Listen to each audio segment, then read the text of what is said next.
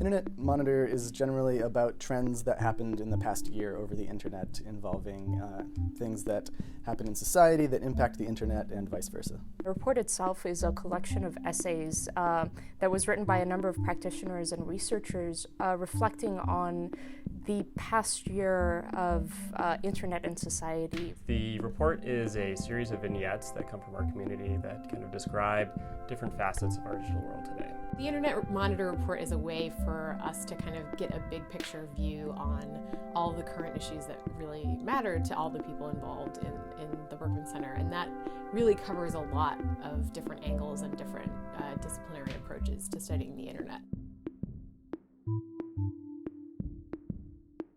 So my pieces appear in the data and privacy section of the report. One of them is a piece about mapping the data ecosystem, which is largely about understanding the number of entities involved in personal data markets and trying to really understand where the flows of data happen. My essay is about privacy in the context of human subjects research. And it asks the question in the age of the web, what does public mean? The other piece is a kind of experimental fiction piece about personal data and the Internet of Things, titled Dada, Data, and the Internet of Paternalistic Things. And in it I talk about how my fridge basically is predicting a pregnancy. What's going on right now is an interesting revolution in the social science and behavioral research fields. Essentially, researchers are mining the web now for data on human subjects. And they're using it to build these vast research data sets. And they can learn all sorts of new and interesting things about the subjects whose information they're collecting. But it raises some new and interesting questions about privacy.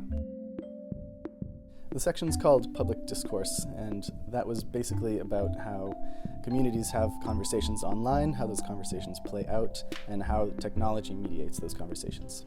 So this paper was co-written with Sans Fish, and it was focusing on the narrative or discourse that happened surrounding the Gaza war of 2014, online, focusing mainly on media sources. There was a lot of social media activity around it, and there was a need to unpack that social media activity and understand what the voices were and how they aligned with different media sources. Using the technology that Sans built, I was able to go through the visualizations and go through the community clusters and analyze what the discourse actually was around the war. So our analysis was based on technology that looks at the types of language that are being used online in discourse.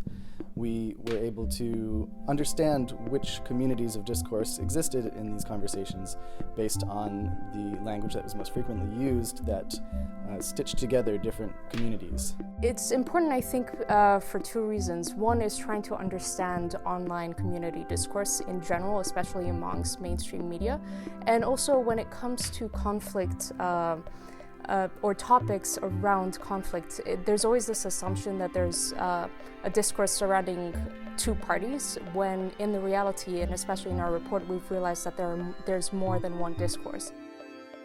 It's important for this to be written because there's a need for reflection when technology moves so fast.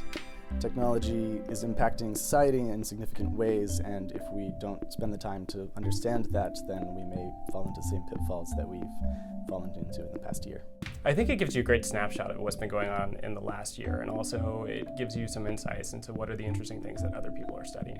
I think it's really important to take the step back and look at the reflections that have come, especially since this is a collection of essays from top researchers across the world. One of the things this report does is to start to cover questions I think that future research can address. We bring a lot of different perspectives on what's going on in the world, and so being able to talk about these issues from different angles, I think, is really instructive.